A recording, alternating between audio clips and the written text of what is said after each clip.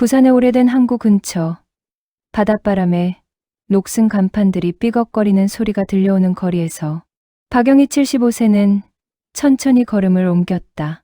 허름한 회색 코트는 여러 번 기어진 흔적이 역력했고 낡은 검정 가방은 손잡이가 해져 천으로 감싸져 있었다. 그녀의 등은 세월의 무게로 구부정했지만 눈빛만은 여전히 단호했다. 10월의 차가운 바람이 영희의 볼을 스쳤다. 그녀는 잠시 걸음을 멈추고 저 멀리 보이는 부산항을 바라보았다. 30년 전 그 항구는 그녀의 꿈이 시작된 곳이었다. 새벽 4시면 어김없이 나타나 선박 스케줄을 점검하고 선원들과 함께 바다로 나가던 그 시절이 아련하게 떠올랐다. 동해은 박 사장님. 당시 부두 노동자들이 그녀를 부르던 목소리가 귓가에 맴돌았다. 여성이 선박업계에서 성공하기 어려웠던 시절, 영희는 남들보다 2배, 3배 더 열심히 일했다. 새벽부터 밤늦게까지 현장을 뛰어다니며 때로는 직접 배에 올라 그물을 정리하고 어획량을 체크했다. 그녀의 손은 거칠어졌지만 마음은 더욱 단단해졌다. 영희 회사는 작았지만 신뢰할 수 있는 업체로 소문났다. 지역 어민들은 동해운과 거래하면 안전하다며 그녀를 믿고 따랐다. 정직한 거래, 정확한 시간 약속, 그리고 무엇보다 사람을 소중히 여기는 마음이 그녀의 경영 철학이었다. 매년 추석과 설날이면 직원들과 그들의 가족까지 챙겼고 어려운 일이 생기면 누구보다 먼저 달려가 도움의 손길을 내밀었다. 하지만 그 모든 것들이 1997년 한순간에 무너져 내렸다. IMF 외환위기라는 거대한 파도가 한국을 덮쳤을 때 영희의 작은 배는 그것엔 물결을 견뎌낼 수 없었다. 대출 금리가 하늘 높은 줄 모르고 치솟았고 오랫동안 함께 해온 거래처들이 하나둘 문을 닫기 시작했다. 사장님, 미안합니다. 저희도 어쩔 수 없어요. 20년간 함께 일했던 수산업체 사장의 사과 인사가 영희의 가슴을 찢어놓았다. 그들도 피해자였다는 걸 알고 있었기에 영희는 원망할 곳조차 찾을 수 없었다. 설상가상으로 남편 김철수 씨마저 과로와 스트레스로 쓰러졌다. 병원비와 회사 부채가 눈덩이처럼 불어나면서 영희는 남편의 병실과 회사 사무실을 오가며 혼자 모든 것을 감당해야 했다. 그러나 남편은 결국 세상을 떠났고 영희의 마지막 버팀목마저 사라졌다. 회사 정리를 마친 1998년 1월 15일 영희는 은행에서 마지막 업무를 처리했다. 그날의 기억은 지금도 생생했다. 차가운 겨울비가 내리던 날 그녀는 통장을 들고 은행을 나서며 다시는 이곳에 오지 않겠다고 다짐했다. 돈이 무서웠고 과거의 영광이 부끄러웠으며 무엇보다 다시 실망하고 싶지 않았다. 그 이후 30년간 영희는 하루하루를 버텨냈다. 작은 식당에서 설거지를 하고 아파트 청소를 하며 때로는 길거리에서 휴지를 팔기도 했다. 자존심이 상했지만 살아야 했다. 그녀에게는 아직 할 일이 남아있다는 믿음이 있었다. 오늘 75세가 된 영희가 다시 은행 앞에 섰다. 손에 든 낡은 가방 안에는 30년 전 그 통장이 고스란히 들어있었다. 그녀가 이곳에 온 이유는 돈 때문이 아니었다. 자신이 살아온 시간들이 완전히 헛되지 않았다는 것을 그 작은 증명이라도 확인하고 싶었던 것이다. 은행 앞을 지나가는 사람들의 시선이 따가웠다. 젊은 직장인은 그녀를 보고 고개를 돌렸고 학생들은 수군거리며 피해갔다. 어떤 이는 동정의 눈빛을, 어떤 이는 불편한 표정을 지었다. 하지만 영희는 더 이상 그런 시선들에 상처받지 않았다. 30년간 익숙해진 일상이었다. 내가 정말 살아온 게 맞나? 영희는 은행 문 앞에서 잠시 망설였다. 유리문 너머로 보이는 밝고 세련된 내부와 자신의 초라한 모습 사이의 격차가 너무 컸다. 하지만 그녀는 가방을 더욱 꼭 쥐고 문을 밀고 들어갔다. 이것은 그녀의 마지막 용기였다.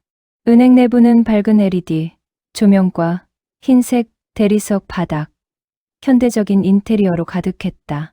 천장에 설치된 스피커에서는 잔잔한 클래식 음악이 흘러나왔고 공기청정기에서 나오는 은은한 라벤더 향이 고급스러운 분위기를 연출했다. 하지만 영희에게는 이 모든 것이 다른 세상의 일처럼 느껴졌다. 마치 자신이 들어오면 안 되는 곳에 침입한 것 같은 기분이었다. 영희가 한 발짝 내디딜 때마다 낡은 신발에서 나는 소리가 대리석 바닥에 울려 퍼졌다. 그 소리는 조용한 은행 안에서 유독 크게 들렸고 사람들의 시선을 그녀에게 집중시켰다. 번호표를 뽑으려 다가가는 그녀의 모습을 본 대기 중인 고객들의 반응은 다양했다. 정장을 차려입은 40대 중반의 남성은 눈살을 찌푸리며 자리를 옮겼다. 그는 아내에게 저런 사람도 은행에 올 일이 있나? 라고 작은 목소리로 속삭였다. 명품 핸드백을 든 30대 여성은 코를 살짝 막으며 고개를 돌렸다. 그녀의 표정에는 노골적인 불쾌감이 드러났다. 특히 아이를 데리고 온 젊은 엄마가 보인 반응이 영희의 마음을 아프게 했다. 서준아, 저쪽 보지 마. 엄마는 7살 정도 되어 보이는 아들의 손을 꽉 잡아당기며 말했다. 저런 사람이 되면 안 된다고 엄마가 항상 말하지? 아이는 영문도 모른 채 고개를 끄덕였다. 영희는 그 말을 듣고 가슴이 철렁했다. 저런 사람이라는 표현이 날카로운 칼처럼 그녀의 마음을 찔렀다. 한때 지역 경제의 한 축을 담당했던 자신이 이제는 아이들에게 되지 말아야 할 사람의 예시가 되어버린 현실이 참담했다. 지점장 최도현 42세는 유리문으로 된 자신의 사무실에서 이 모든 상황을 지켜보고 있었다. 그의 책상 위에는 이달의 우수 지점장 후보라고 적힌 추천서가 놓여 있었다. 승진을 앞두고 있던 그에게 지점 평가에서 좋은 점수를 받는 것은 무엇보다 중요한 일이었다. 도연의 머릿속에는 오직 하나의 생각뿐이었다. 고객들이 불편해하고 있다. 이런 상황이 계속되면 은행 이미지에 타격을 줄 것이다. 혹시 본부에서 파견 나온 평가위원이 이 모습을 본다면? 그는 재빨리 자리에서 일어나 영희에게 다가갔다. 실례합니다. 도연이 영희에게 말을 걸었다. 그의 목소리는 표면적으로는 정중했지만 차가운 기운이 감돌았다. 혹시 길을 잃으신 건 아니신가요? 여기는 은행인데요. 영희가 가방에서 뭔가를 꺼내려 하자 도연은 더욱 직설적으로 말했다. 죄송하지만 여기 계시면 다른 손님들에게 피해가 됩니다. 양해 부탁드려요. 주변 고객들은 도연의 말에 안도의 표정을 지었다. 누군가는 다행이다라는 표정으로 고개를 끄덕였고 누군가는 스마트폰으로 이 상황을 몰래 촬영하려 했다. 영희는 이 모든 시선들을 느끼며 몸을 움츠렸다. 하지만 젊은 창구 직원 이서진이 18세는 달랐다. 창구 너머에서 이 상황을 지켜보던 그녀는 마음이 불편했다. 서진의 할머니 역시 홀로 사시며 작은 연금으로 어려운 생활을 하고 계셨기 때문에 영희의 모습에서 할머니가 겹쳐 보였다. 서진은 은행원으로서의 기본 교육을 떠올렸다. 모든 고객은 동등하게 대우받아야 한다. 이것은 그녀가 입사 첫날 배운 가장 기본적인 원칙이었다. 외모나 복장으로 고객을 차별해서는 안 된다는 것도 명시되어 있었다. 설령 그 고객이 큰 거래를 하지 않더라도 최소한의 예의는 지켜야 한다는 것이 서진의 신념이었다. 지점장님, 잠시만요. 서진이 조심스럽게 끼어들었다. 고객님께서 업무가 있으시다고 하시는데 일단 확인해 보는 게 어떨까요? 도연은 불쾌한 표정을 지었다. 신입 직원이 자신의 판단에 이의를 제기하는 것이 못마땅했다. 이서진 씨, 상황 파악을 제대로 하세요. 도연이 날카롭게 말했다. 고객 서비스도 중요하지만 은행의 품격도 지켜야 하는 거예요. 하지만 서진은 물러서지 않았다. 그렇더라도 일단 어떤 업무이신지 확인해 봐야 하지 않을까요? 영희는 두 사람의 대화를 들으며 가방을 더욱 꽉 껴안았다. 30년 전의 기억이 떠올랐다. 사업이 잘 될 때는 모든 은행 직원들이 그녀를 VIP 고객님이라 부르며 극진히 모셨다. 하지만 어려워지자 하나둘 연락이 끊어졌고 마지막에는 대출 연장조차 거절당했다. 통장 있어요. 영희가 떨리는 목소리로 말했다. 그녀는 가방에서 낡은 통장을 꺼냈다. 통장 표지는 누렇게 변색되어 있었고 모서리는 해져서 테이프로 붙여져 있었다. 하지만 은행 로고와 계좌번호는 또렷이 남아 있었다. 서진은 그 통장을 받아보는 순간 놀랐다. 통장의 형태가 현재 사용하는 것과 달랐다. 더 중요한 것은 계좌번호였다. ST-7845로 시작하는 특수한 번호 체계였고 이는 현재는 더 이상 발행하지 않는 형태였다. 이게 서진이 중얼거렸다. 그녀는 신입교육 때 배운 내용을 떠올렸다. ST로 시작하는 계좌는 과거 은행이 지역 경제 기여자들에게 제공하던 장기 신탁 특별 계좌의 약자였다. 이런 계좌는 매우 드물며 특별한 자격을 갖춘 고객들만이 소유할 수 있었다. 도연도 그 통장을 보고 표정이 바뀌었다. 그 역시 ST 계좌에 대해 알고 있었다. 하지만 영희의 외모와 그 특별한 계좌 사이의 연결고리를 찾을 수 없었다. 설마 진짜일까? 아니면 주원 통장인가? 서진은 직감적으로 느꼈다. 이 할머니에게는 분명 남다른 이야기가 있을 것이라고. 단순한 노숙자라면 이런 통장을 가지고 있을 리 없었다. 고객님, 상담부스로 모시겠습니다. 서진이 정중하게 말했다. 도연은 여전히 의심스러운 눈빛으로 영희를 바라보았지만 다른 직원이 보는 앞에서 더 이상 노골적으로 행동할 수는 없었다. 하지만 속으로는 시간 낭비라고 생각하고 있었다. 영희는 서진의 따뜻한 안내를 받으며 상담부스로 향했다. 30년 만에 다시 앉게 된 은행의 의자는 예전보다 훨씬 편안했지만 그녀의 마음은 복잡했다. 과연 이 통장이 아직 유효할까? 그리고 자신의 과거가 정말 의미가 있었을까? 상담 부스는 은행 한쪽에 마련된 조용한 공간이었다. 투명한 유리로 둘러싸여 있어 외부의 시선은 차단하면서도 개방감을 주도록 설계되어 있었다.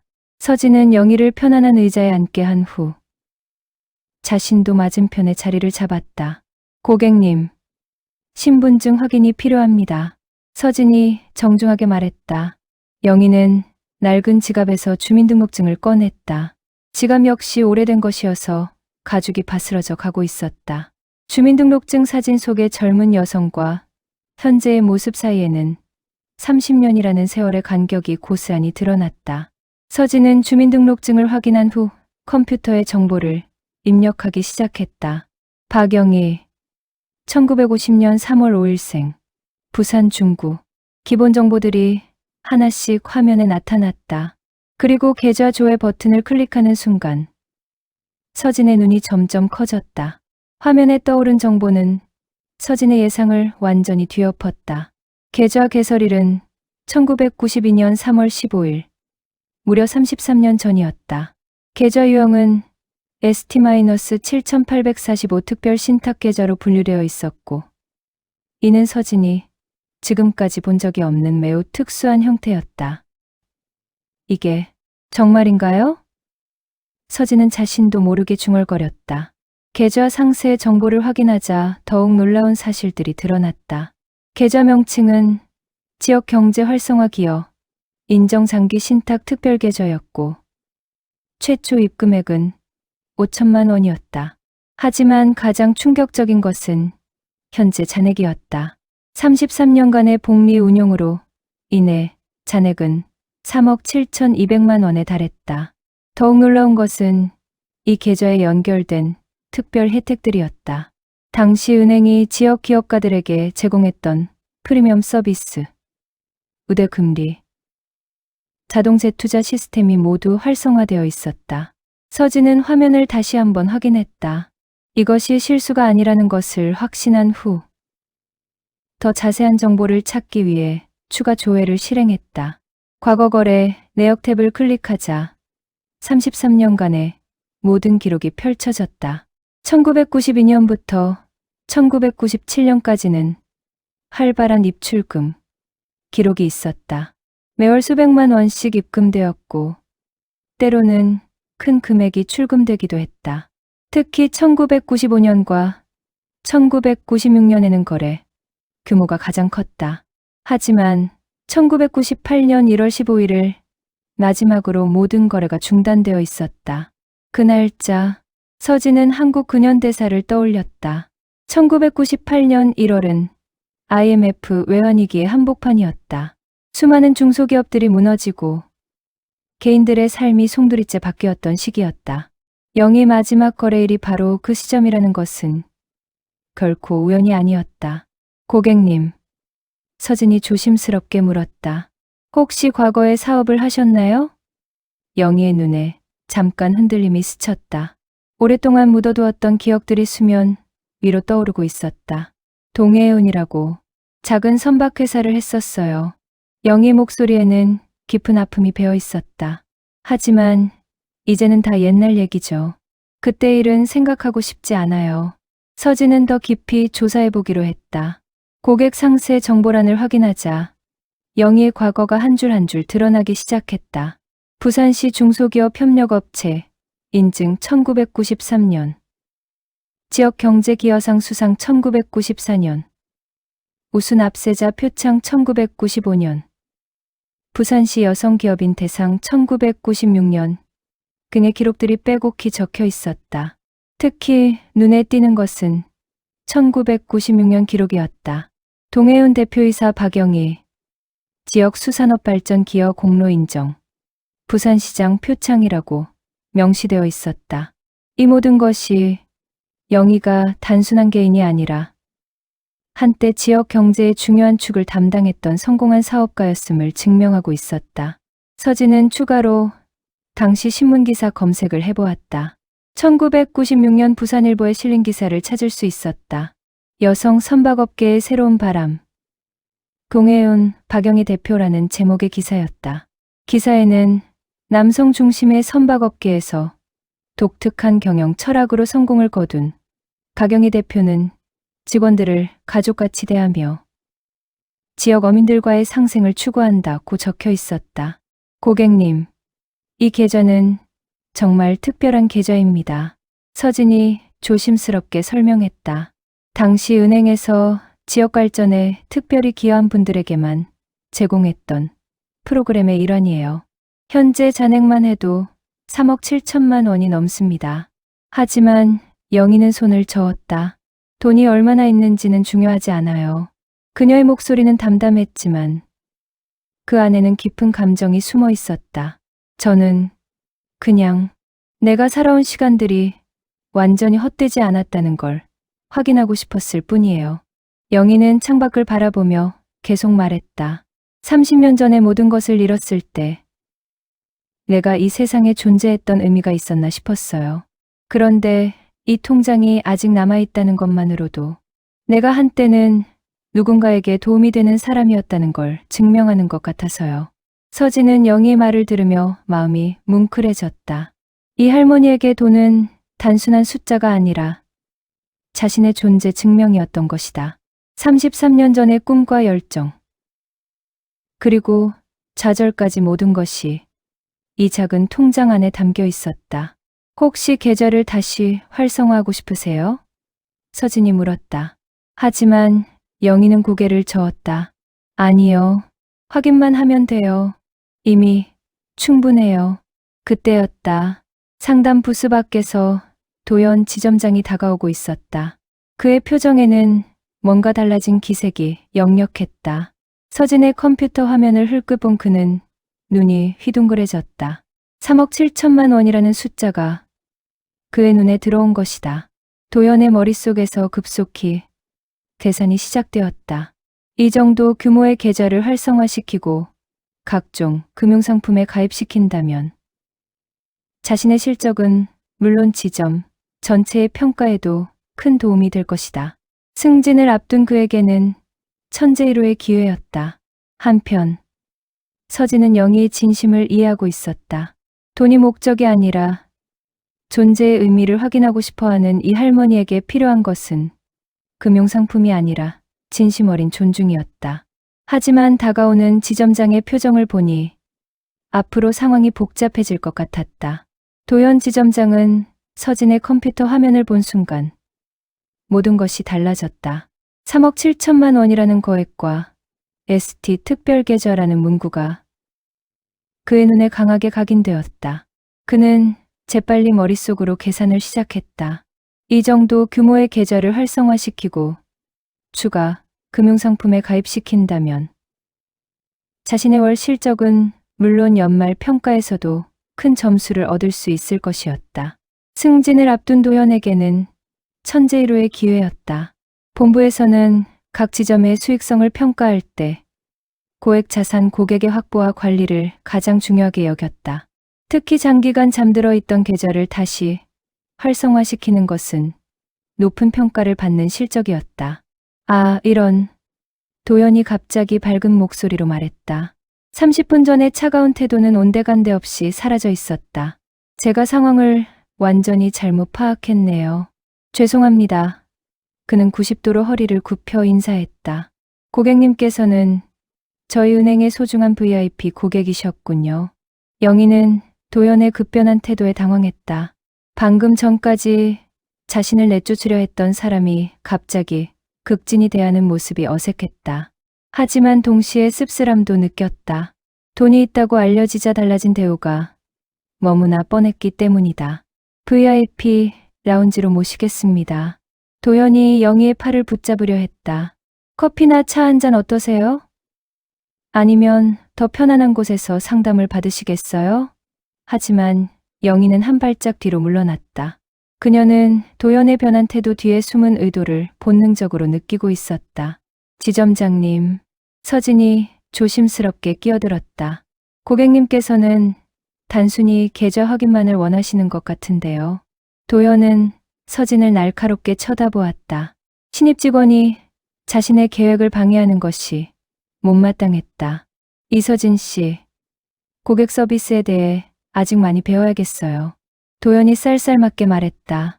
이런 VIP 고객님께는 최고의 서비스를 제공해야 하는 거예요. 단순한 계좌 확인이 아니라 포트폴리오 전체를 검토해드려야 합니다. 도연은 영희에게 향하며 계속 말했다. 고객님, 이렇게 큰 자산을 그냥 방치하시면 안 됩니다. 인플레이션을 고려하면 실질 가치가 대속 하락하고 있어요. 저희가 맞춤형 투자 상품을 제안해 드릴 수 있습니다. 그는 열심히 설명하기 시작했다. 펀드 상품으로 이전하시면 연 7에 8% 수익을 기대할 수 있고 적금 상품과 연계하면 세금 혜택도 받으실 수 있어요. 보험 상품도 함께 가입하시면. 도연의 눈에는 수수료와 실적만이 보였다. 서진의 가슴에 불편함이 밀려왔다. 도연의 말은 표면적으로는 고객을 위한 것처럼 들렸지만 그 속내는 너무나 뻔했다. 실적과 수수료, 그것만이 그의 관심사였다. 영희가 원하는 것은 단순한 존재 확인이었는데 도연은 그것을 돈벌이 기회로만 보고 있었다. 지점장님, 하지만 고객님의 의사를 먼저 확인해 봐야 하지 않을까요? 서진이 용기를 내어 말했다.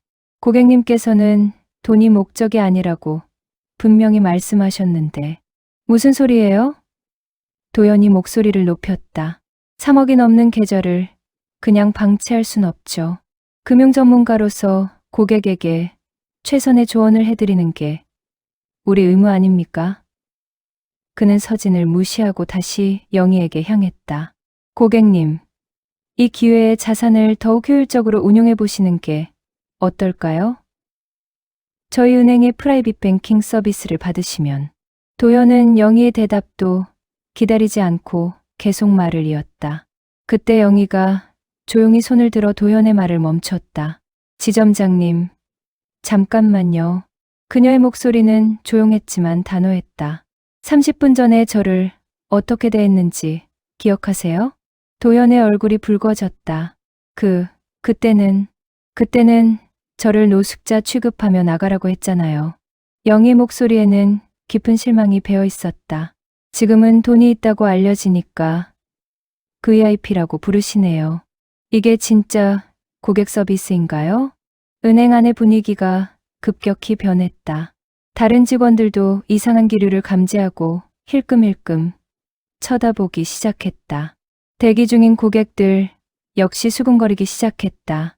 방금 전까지 영희를 불편해했던 사람들도 지금은 상황을 지켜보며 각자 다른 생각을 하고 있었다. 정장을 입은 중년 남성은 도연의 태도 변화를 보며 고개를 저었다. 저런 게 은행원이야? 명품백을 든 여성도 돈만 보고 사람을 판단하는 거네라며 혀를 찼다.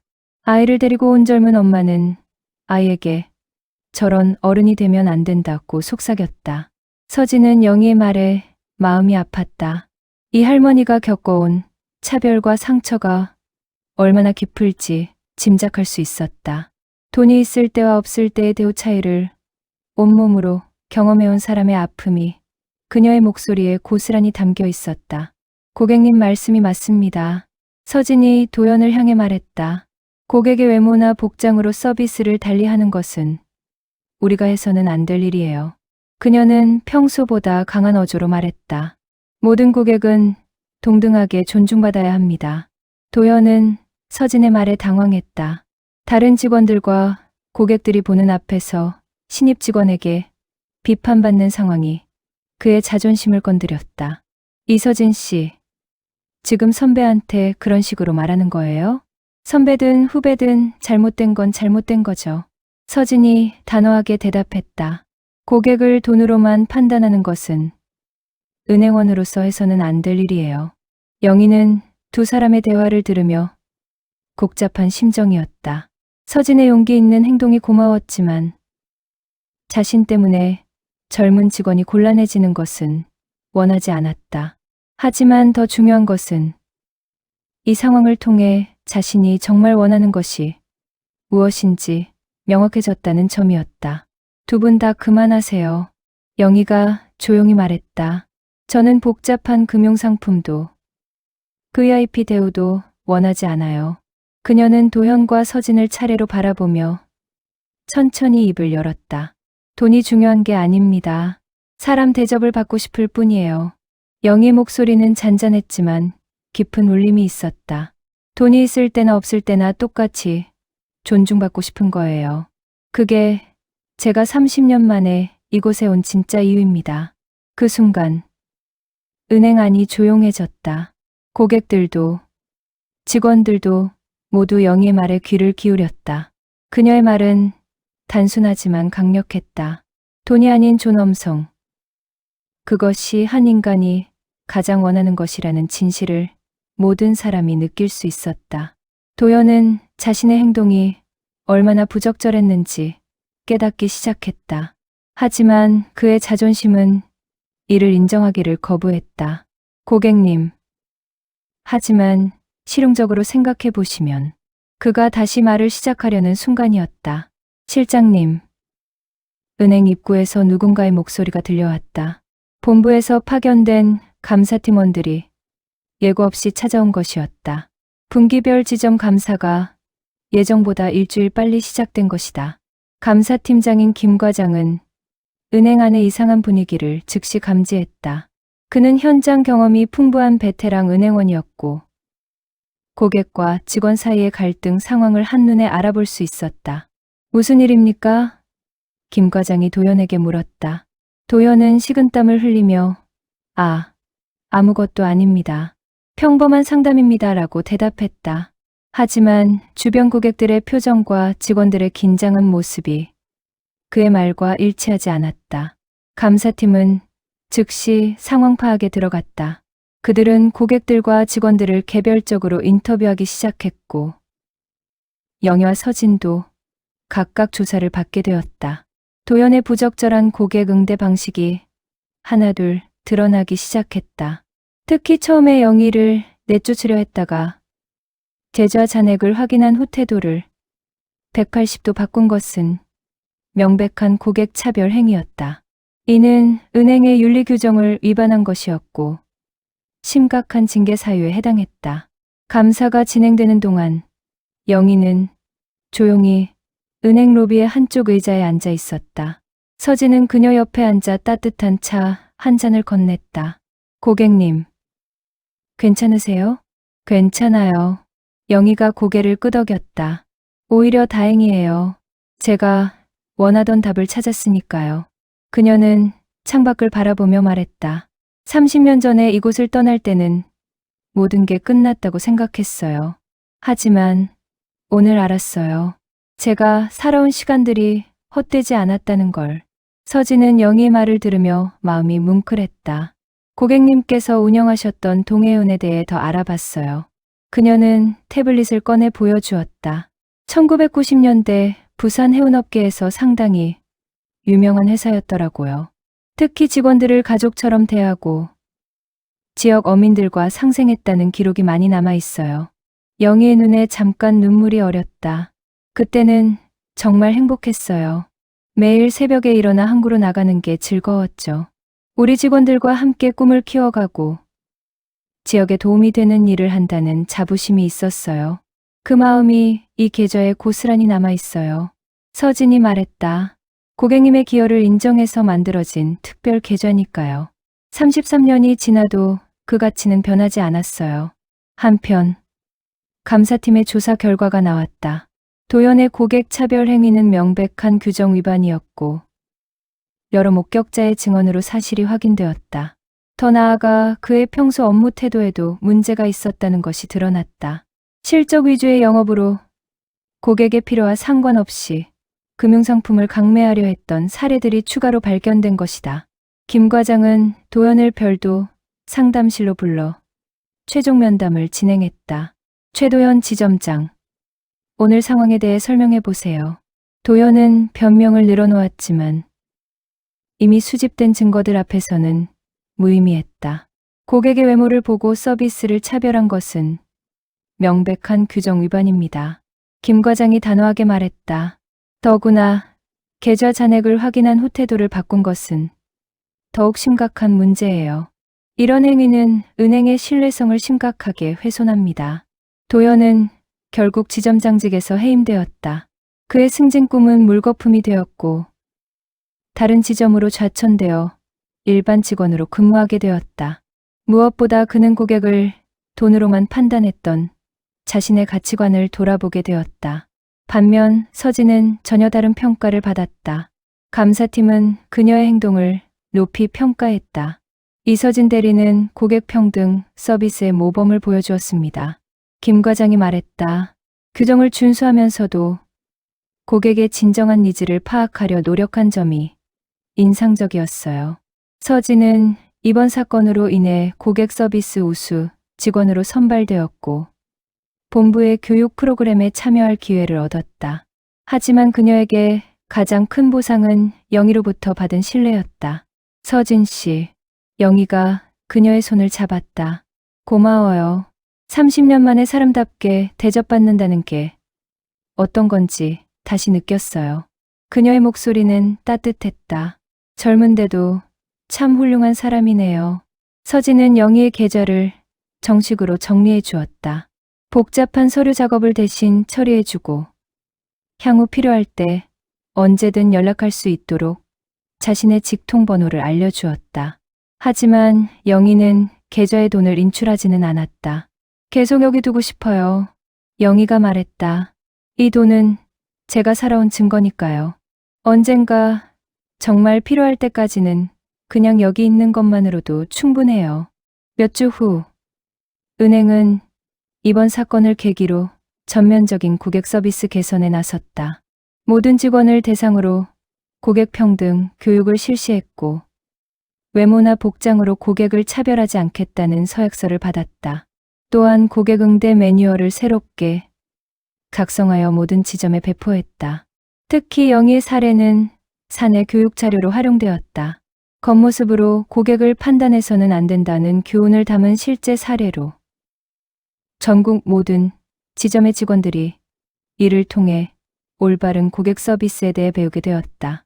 영희는 가끔 그 은행을 지나칠 때마다 서진을 만나러 들렀다. 그녀는 더 이상 사람들의 시선을 의식하지 않았다. 자신의 가치를 스스로 인정하게 되었고 다른 사람의 편견에 흔들리지 않는 내적 힘을 되찾았다. 어느 날 영희는 서진에게 작은 선물을 가져왔다. 30년 전 동해온 시절의 사진들이었다. 선박 앞에서 직원들과 함께 웃고 있는 젊은 시절의 영희. 부산시장상을 받으며 기뻐하는 모습. 그리고 남편과 함께 회사 개업식을 하는 사진들이었다. 이제야 이 사진들을 다시 볼 용기가 생겼어요. 영희가 말했다. 30년간 숨겨두었던 건데. 서진 씨 덕분에 제 과거를 부끄러워하지 않게 되었어요. 서진은 사진들을 보며 감동했다. 사진 속의 영희는 자신감 넘치는 성공한 사업가의 모습이었다. 지금의 할머니와는 다른 모습이지만 그 눈빛만은 여전히 같았다. 포기하지 않는 강인함과 사람을 소중히 여기는 따뜻함이 그대로 남아 있었다. 고객님의 이야기가 많은 사람들에게 힘이 되고 있어요. 서진이 말했다. 우리 은행뿐만 아니라 다른 금융기관들도 고객 서비스를 개선하고 있다고 들었어요. 고객님께서 용기를 내어 목소리를 내주셔서 가능한 일이었어요. 영희는 복잡한 미소를 지었다. 자신의 아픈 경험이 다른 사람들이 같은 상처를 받지 않도록 하는데 도움이 되었다는 사실이 그녀에게는 더 없는 위안이었다. 통장의 숫자보다 훨씬 값진 것을 얻은 기분이었다. 6개월 후 영희는 자신의 경험을 바탕으로 한 작은 강연을 하게 되었다. 부산시가 주최하는 시민인권 포럼에서 존엄한 대우받을 권리라는 주제로 이야기를 나눈 것이다. 그녀의 담담하면서도 진솔한 이야기는 많은 사람들에게 깊은 감동을 주었다. 돈이 있고 없고가 사람의 가치를 결정하는 것은 아닙니다. 영희가 강연에서 말했다. 모든 사람은 존중받을 권리가 있어요. 그것을 깨닫는데 저는 30년이 걸렸지만 여러분은 지금 당장 시작할 수 있어요. 강연이 끝난 후 한 젊은 여성이 영희에게 다가왔다. 할머니, 저도 비슷한 경험이 있었어요. 제가 아르바이트생이라는 이유로 무시당한 적이 있거든요. 그때 너무 상처받았는데 오늘 할머니 말씀을 듣고 용기가 생겼어요. 영희는 그 여성의 손을 잡으며 말했다. 힘내요. 당신의 가치는 다른 사람이 정하는 게 아니에요. 스스로 존중하면서 살아가세요. 그날 밤 영희는 오랜만에 편안한 잠을 잤다. 30년간 마음 한구석에 있던 무거운 짐을 내려놓은 기분이었다. 그녀는 꿈속에서 젊은 시절의 자신을 만났다. 선박 위에서 바다를 바라보며 미래를 꿈꾸던 그 시절의 영희가 지금의 자신에게 말했다. 잘 살았어. 힘들었지만 포기하지 않아서 고마워. 영희의 이야기는 계속되었다.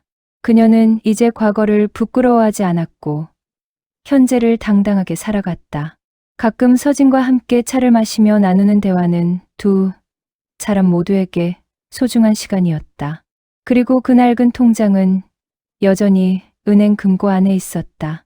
33년 전의 꿈과 열정, 좌절과 극복의 이야기를 고스란히 담은 채로 그것은 단순한 계좌가 아니라 한 사람의 존엄성이 회복되는 과정을 증명하는 살아있는 역사였다.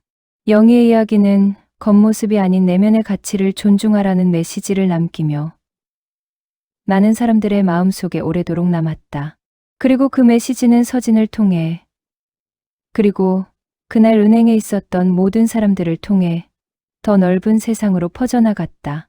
진정한 금융의 의미는 숫자가 아니라 사람이었고 진정한 서비스는 이익이 아니라 존중이었다는 것을 영희와 서진이 함께 증명해낸 그 소중한 진실이었다. 1년이 흘렀다. 부산의 그 은행 지점은 이제 고객 서비스 우수 지점으로 선정되어 전국적으로 알려진 곳이 되었다. 서진은 지점의 고객 서비스 팀장으로 승진했고 영희의 사례를 바탕으로 한 고객 응대 매뉴얼을 직접 작성했다. 그 매뉴얼의 첫 페이지에는 이런 문구가 적혀 있었다.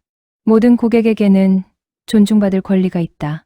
우리의 역할은 금융 서비스를 제공하는 것이지만 그보다 먼저 한 사람의 존엄성을 지켜주는 것이다. 계좌 잔액이 고객의 가치를 결정하지 않는다. 진정한 VIP는 많은 돈을 가진 사람이 아니라 우리의 진심 어린 서비스를 받을 자격이 있는 모든 사람이다. 영희는 이제 지역의 작은 유명인이 되었다. 그녀의 이야기가 언론에 보도되면서 비슷한 경험을 가진 많은 사람들이 그녀에게 연락을 해왔다. 그들은 영희의 용기에서 힘을 얻었고 자신들도 당당하게 살아갈 수 있다는 희망을 찾았다. 어느 봄날 영희는 서진과 함께 부산항을 걸었다. 30년 전 자신의 배들이 정박했던 그 자리에는 이제 다른 배들이 있었지만 바다만은 그대로였다. 파도 소리를 들으며 영희는 말했다. 서진아, 고마워. 너 덕분에 내가 살아온 시간들의 의미를 되찾았어. 서진은 영희의 손을 잡으며 대답했다. 아니에요. 할머니, 오히려 제가 더 많이 배웠어요. 진정한 서비스가 무엇인지, 사람을 존중한다는 게 어떤 건지 할머니께서 가르쳐 주신 거예요. 두 사람은 바다를 바라보며 조용히 서 있었다. 세월이 흘러도 변하지 않는 것이 있다면 그것은 사람의 존엄성이었다. 그리고 그 존엄성을 지켜주려는 따뜻한 마음이었다. 영희의 통장은 여전히 은행에 있었다. 하지만 이제 그것은 단순한 금융상품이 아니었다.